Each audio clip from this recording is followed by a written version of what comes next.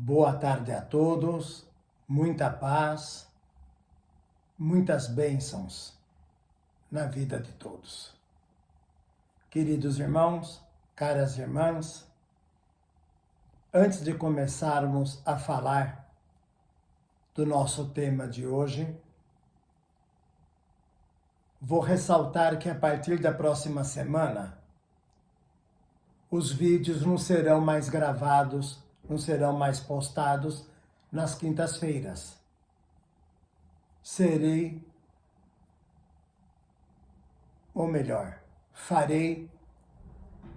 as gravações às quartas-feiras. Isso por questão de tratamento médico que coincide ser nas quintas-feiras. Bem, meus irmãos, vocês já devem ter percebido que estamos focando os nossos temas da iniciação espírita, do livro A Vida Eterna. A semana passada falamos sobre a cruz mística. Hoje falaremos sobre comunhão mental. Mas antes de entrarmos no assunto, vamos refletir um pouco sobre comunhão mental. Quando dizemos comunhão, significa que estaremos entrando numa linha de sintonia com algo, com alguém, com um objetivo. E é exatamente isso. A comunhão mental não é a nossa comunhão com Deus, a nossa comunhão com Jesus. É natural que isso esteja impregnado em nós. Não há a menor sombra de dúvida quanto a isso. Mas precisamos aprender, enquanto seres humanos em aperfeiçoamento, que caminhamos para formarmos um padrão mental acima do comum, acima das mesmices cotidianas. E comunhão mental é nada mais, nada menos que estarmos interligados num propósito em que faremos projeções mentais para auxiliar o nosso semelhante.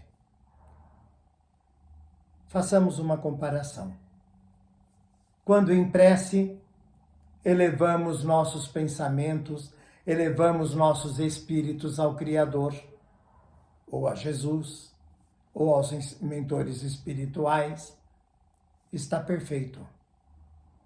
Mas não podemos de forma alguma nos esquecer que somos um grupo de espíritos caminhando para a evolução, caminhando juntos, um ombreando esforços espirituais com o outro, um servindo de apoio para que o outro, quando se sinta debilitado, encontre apoio, encontre sustentação. Então, meus irmãos, a comunhão mental é um ideal, uma forma de nos interligarmos enquanto grupo espírita, enquanto grupo de espíritos reencarnados, enquanto seres capazes de auxiliarmos os nossos semelhantes sem sabermos quem são. Obrigatoriamente, não precisamos conhecer. Antes de falar de como deveremos proceder, vamos narrar aqui uma orientação de um instrutor espiritual. Uma pessoa sempre pedia vibrações, sempre pedia preces e não fazia nada para se melhorar. Um certo dia, quem recebeu o pedido se declarou intimamente, sem falar nada, mas tomou a decisão de deixar a pessoa entregue às suas necessidades, não fazer as vibrações para ela. Ao final do dia, a pessoa procura aquele a quem ela pediu e diz assim: olha, muito obrigado. Eu me senti muito aliviada. O mal-estar passou. Só que o irmão, que não fez as vibrações, passou a tarde toda se sentindo mal. Porque houve, meus irmãos, uma comunhão mental entre o solicitante e aquele que poderia ter feito a prece. Então, diz o instrutor espiritual, quando alguém pedir ao irmão, jamais diga não, jamais recuse. Ainda que o irmão esqueça o papel no bolso, nós auxiliaremos porque utilizaremos as energias do irmão para socorrer aquele que pediu.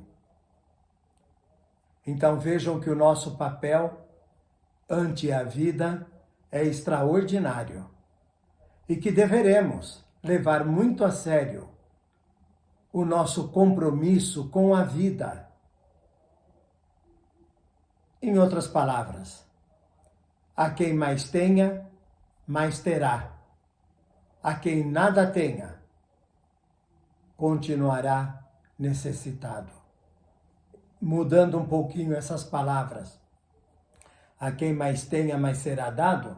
A quem mais se desenvolveu espiritualmente, terá mais oportunidades de trabalhar em benefício do próximo. Aquele que nada teve, não se pode dizer que ele tem o dever, a obrigação de fazer aquilo que compete a nós fazermos. Então, queridos irmãos, queridos tarefeiros, queridos médiuns, todos nós, cristãos ou não, somos capazes de emitirmos pensamentos de harmonia, oferecermos energias restauradoras da saúde física, mental, emocional, espiritual. Para entrarmos em comunhão mental, se faz necessário, antes de qualquer coisa, nos interligarmos mentalmente. Por exemplo, o grupo vai lembrando a fisionomia de cada componente do grupo.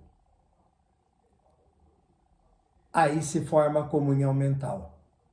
Todos entrelaçados no mesmo objetivo. O ideal de fazermos isto é às 12 horas e às 18 horas. Claro que estamos com os nossos compromissos cotidianos e nem sempre podemos fazer nesses horários. Mas sabe, o plano espiritual está a todo instante necessitando de energias, de pensamentos, de boa vontade. E isso nós podemos oferecer a qualquer hora, em qualquer situação.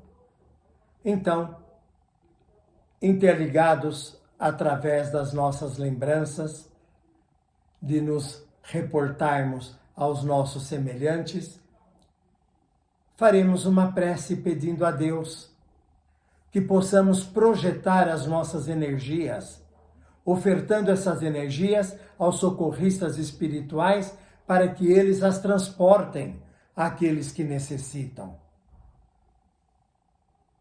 A melhor forma de fazermos isto é termos o nome da pessoa por quem pediremos, o endereço da pessoa e até o problema que ela está vivendo. Aí a nossa comunhão mental terá uma capacidade maior de alcançar a pessoa solicitante ou por quem foi solicitado. Mas se não tivermos, não importa.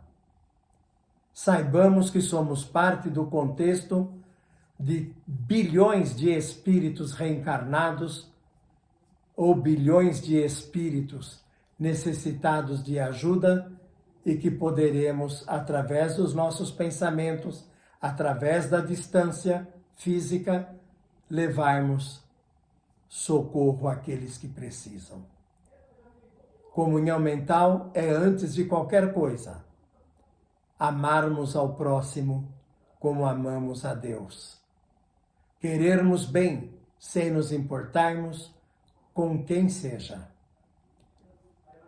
Depois de feitas as nossas vibrações, agradeçamos a Deus e a Jesus pela oportunidade que tivemos de nos entrelaçarmos ao concerto de milhares de espíritos, se não milhões, que se propõem a socorrer em nome do Cristo e em nome de Deus. E que isto seja um norte em nossas vidas.